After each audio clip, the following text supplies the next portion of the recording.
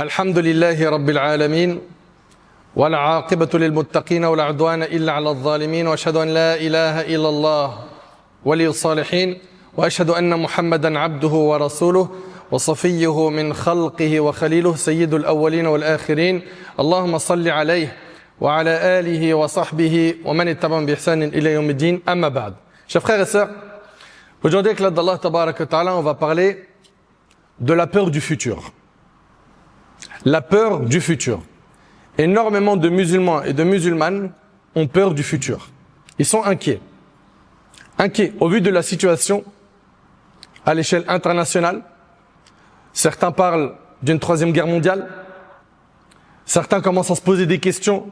Mais est-ce que ça va nous toucher là où on se trouve, etc., etc. Et donc, la peur s'est installée dans les cœurs, que ce soit au niveau de la sécurité. D'autres ont peur pour leur subsistance. Est-ce que je vais me marier? Est-ce que je vais réussir à travailler, à faire de l'argent? Est-ce que j'aurai un logement? Est-ce que demain je pourrai nourrir mes enfants? La situation devient complexe dans énormément de pays et la peur, la crainte s'est emparée de plus d'un cœur. Le riche craint pour ses biens et son commerce. Celui qui a des revenus modestes et celui qui n'a pas du tout d'argent sont toujours là en train de se comparer à celui qui en a beaucoup. Et ils sont inquiets. Est-ce que demain je vais manger? Est-ce que je vais nourrir ma famille ou pas? Et subhanallah, nombreux sont ceux et celles qui se sont énormément attachés à ce bas monde de par ces peurs. Ils se sont trop attachés à cette dunya. L'attachement au monde augmente de jour en jour et cela engendre une crainte, une grande crainte de l'avenir inconnu. Surtout aujourd'hui, avec l'expansion des guerres, les troubles économiques et l'instabilité mondiale. Quant aux croyants, et c'est pour ça qu'il faut toujours, subhanallah, regarder les choses à la lumière du Coran et de la Sunna, mes chers frères et sœurs. C'est hyper important. Le croyant, lui, il s'oriente à travers les enseignements du livre d'Allah. Et la Sunna du prophète, sallallahu alayhi wa sallam. De cette manière, il rassure son cœur. Ses peurs disparaissent. Il est apaisé intérieurement. Il vit la tranquillité et la quiétude, car il voit tout à la lumière du livre d'Allah et la sunna du prophète, alayhi salatu wassalam.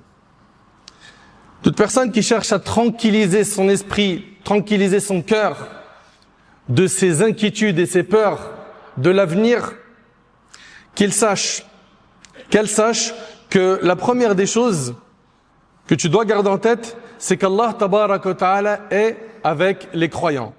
Allah Ta'ala est avec les pieux. Allah Ta'ala est avec les bienfaisants. Tant que tu es un bon croyant, tant que tu es pieux, t'en fais pas. Allah Ta'ala te soutiendra. Tu n'as rien à craindre. Allah Tabarak wa Ta'ala dit « Inna Allah ma'al ladhina taqaw wal ladhina hum muhsinoun » Allah est avec ceux qui le craignent et ceux qui sont bienfaisants. Allah est avec ceux qui le craignent et ceux qui sont bienfaisants. Allah Ta'ala dit également wa anna Allaha ma'al mu'minin, car Allah est avec les croyants. En fait, ce qu'il revient aux croyants, et écoutez attentivement ces paroles, barakallahu fikum. Ce qu'il revient aux croyants, c'est d'augmenter sa foi, sa piété, son excellence dans son cheminement spirituel à travers les bonnes actions, afin de se protéger lui-même contre la peur et l'angoisse. Tu veux que cette peur, elle disparaisse? Augmente ta foi. Augmente ta piété. Rapproche-toi plus d'Allah.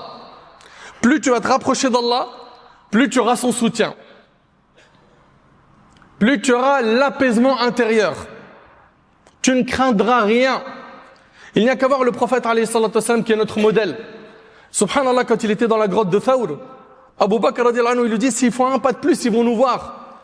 Mais le prophète sallallahu il est serein. Et il lui rappelle qu'ils ne sont pas seuls. Allah est avec eux. Et les prophètes étaient sereins. Quand Moussa alayhi salam, il se retrouve devant la mer et l'armée de Pharaon est derrière. Il leur dit quoi? Kalla inna ma'iya rabbi sayahdin. Il leur dit vous inquiétez pas, mon Seigneur il est avec moi, il me guidera. Il avait confiance en Allah. Nous, ce qui nous manque, c'est ça aujourd'hui. C'est d'avoir confiance en Allah. T'en fais pas pour ton avenir. Allah Ta'ala a déjà décrété les termes de vie de chacun d'entre nous.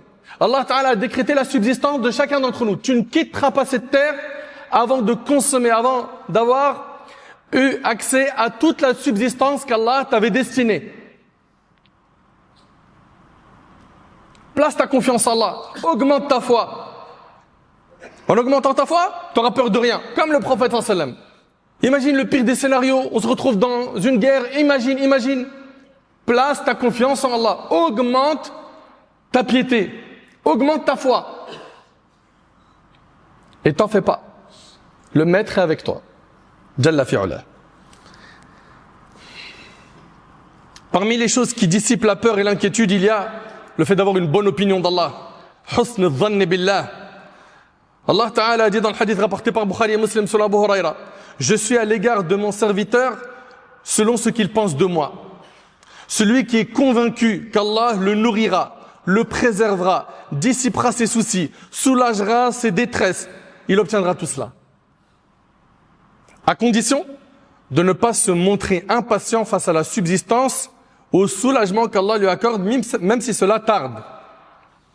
Lorsque le prophète Ibrahim alayhi salam, il a laissé notre mère Hajar alayhi salam dans le désert, avec Ismaïl, ce bébé, subhanallah, dans le désert, dans un endroit où il n'y a pas d'habitation, dans un endroit où il n'y a rien à manger, rien à boire. Qu'est-ce qu'elle lui a dit? Il les a laissés dans le désert et il est reparti. Et elle lui a dit, est-ce que Allah t'a ordonné cela? Est-ce que Allah t'a demandé de nous laisser dans cet endroit désertique? Il lui a dit oui. Sa réponse, elle lui a dit, Allah ne nous abandonnera jamais. Ça, c'est avoir une bonne opinion d'Allah. Allah ne t'abandonnera pas. C'est une femme. Elle est dans le désert avec un bébé. À partir du moment où elle a su qu'Allah Ta'ala avait ordonné à Ibrahim de les laisser dans le désert, elle lui a dit, tu peux y aller. Allah ne nous abandonnera pas. Et Allah fait jaillir dans cet endroit-là la source de Zamzam. N'est-ce pas? Et énormément de biens a touché notre mère Hajar. Son fils Ismaïl est devenu prophète, qui d'ailleurs de sa descendance est né le meilleur des prophètes, Muhammad ibn Abdullah alayhi salatu wassalam. Elle a une bonne opinion d'Allah. Soyons l'image de notre mère Hajar. Soyons l'image de Hajar alayhi salam. Parmi les choses qui dissipent la peur et l'angoisse, on a dit augmenter sa foi, augmenter sa piété, on a dit qu'il fallait avoir une bonne opinion d'Allah. Également, le fait de solliciter l'aide d'Allah. Tous les jours, dans nos prières, on dit « Iyyaka na'budu wa iyyaka nasta'in ».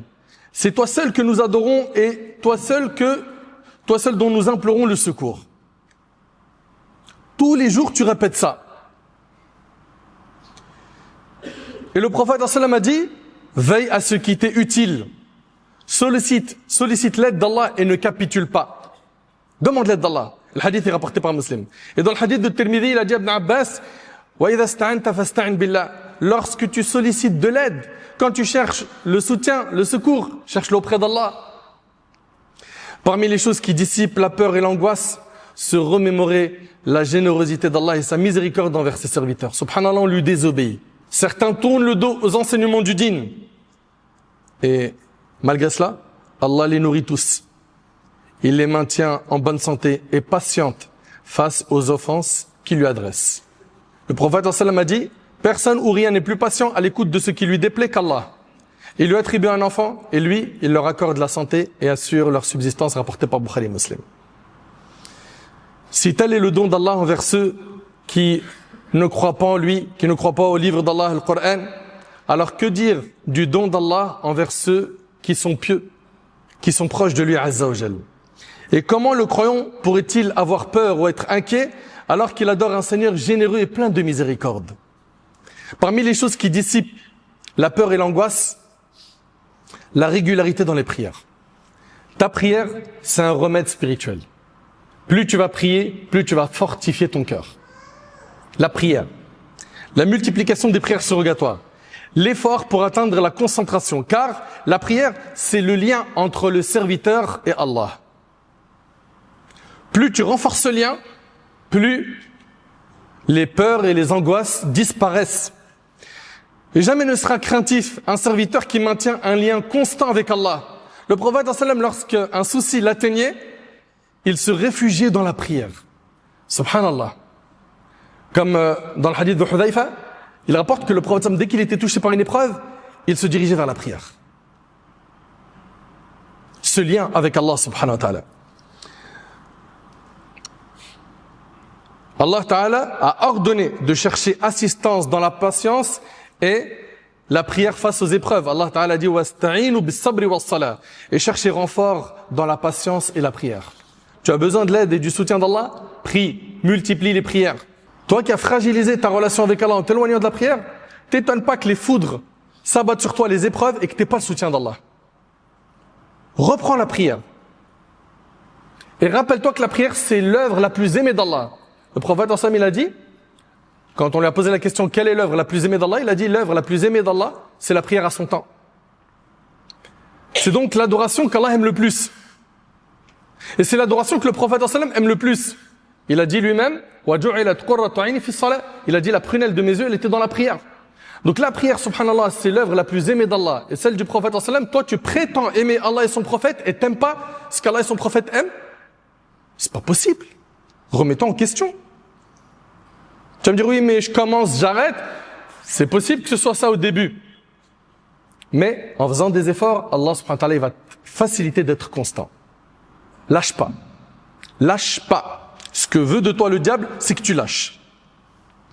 Également, parmi les choses qui dissipent la peur et l'angoisse, le fait de savoir que l'intimidation des croyants, le fait de faire peur aux croyants, n'est autre qu'un stratagème du diable. Le diable veut créer en toi cette peur. Et le diable, c'est notre ennemi.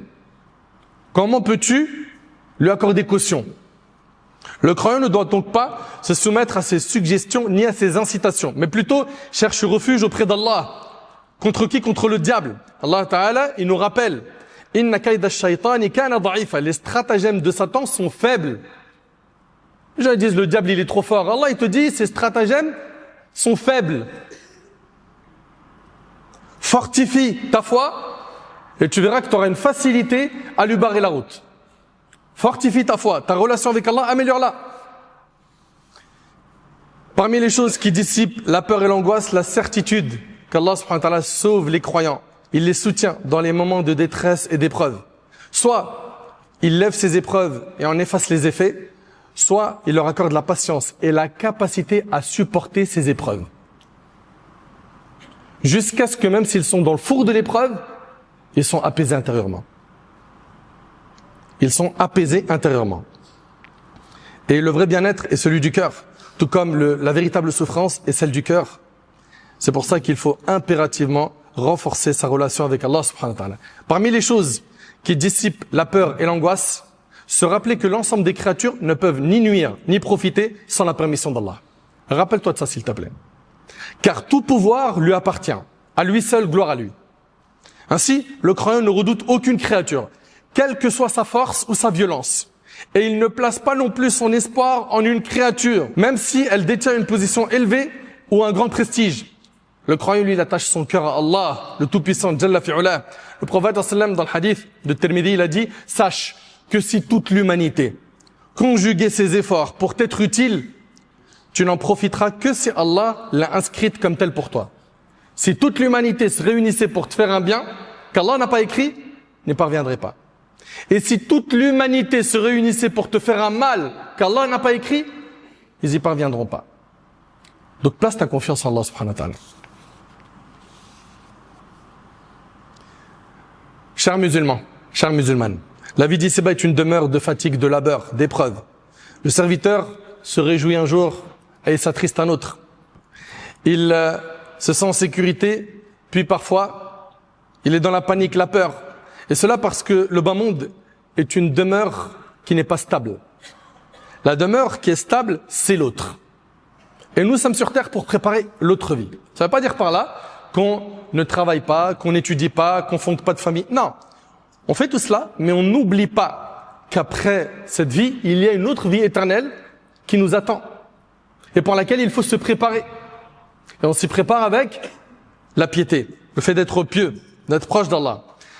La peur de l'avenir ne devrait pas envahir le cœur du croyant, car la vie d'ici-bas n'est pas sa vraie demeure. Il attend une autre demeure qui est son lieu de repos ultime, qu'il œuvre donc pour cette demeure éternelle comme il se doit, et qu'il sache qu'Allah subhanahu wa ta'ala n'a pas créé les créatures en vain. Et tout malheur qui nous touche, c'est un malheur en apparence. Dans le fond, il ne contient que du bien. L'affaire du croyant ne contient que du bien. Quand on dit qu'on croit au destin bon ou mauvais, il est mauvais en apparence. Mais sinon, cette épreuve-là, elle est quoi? Expiatrice de péché. Elle t'élève en degré. Elle te rapproche d'Allah. Donc au final, même le mal qui te touche, il contient un bien. Allah Ta'ala dit, Ma asaba min musibatin illa bi'idhnillah wa man yu'min billah yahdi qalbah. Aucun malheur ne frappe, si ce n'est avec la permission d'Allah. Celui qui croit en Allah, Allah guide son cœur. Et sache que tout ce qui va te toucher sur terre n'est qu'un bien pour toi. Tout. Et les meilleurs choix sont les choix d'Allah. Ça veut dire quoi? Ça veut dire que si le serviteur il convoite une chose de ce bas monde, mais qu'elle lui échappe, ou elle lui est refusée, qu'il soit certain que le choix d'Allah est meilleur pour lui que le choix qu'il aurait fait pour lui-même. Et que si Allah subhanahu wa ta'ala l'a détourné de ce qu'il désirait, ce n'est que par miséricorde envers lui.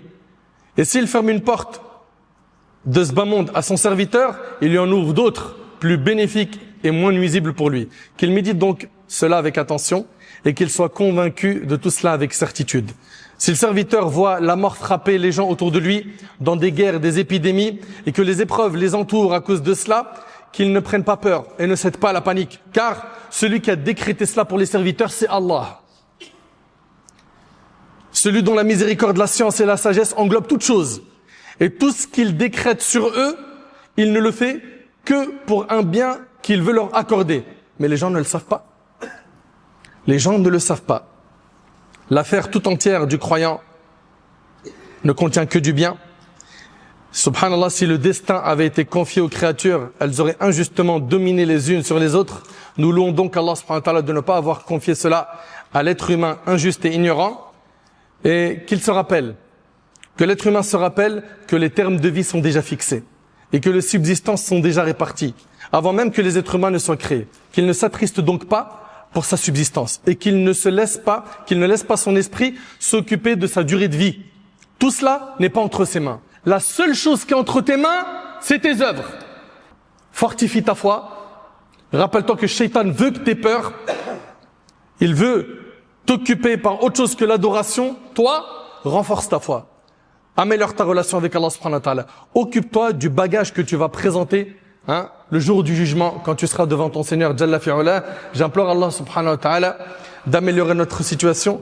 J'implore Allah subhanahu wa ta'ala de dissiper nos peurs et nos soucis. J'implore Allah subhanahu wa ta'ala de fortifier notre foi. J'implore Allah subhanahu wa ta'ala de nous accorder la clairvoyance, une bonne compréhension de sa religion. J'implore Allah subhanahu wa ta'ala de faire de nous des pieux et de nous accorder une bonne fin.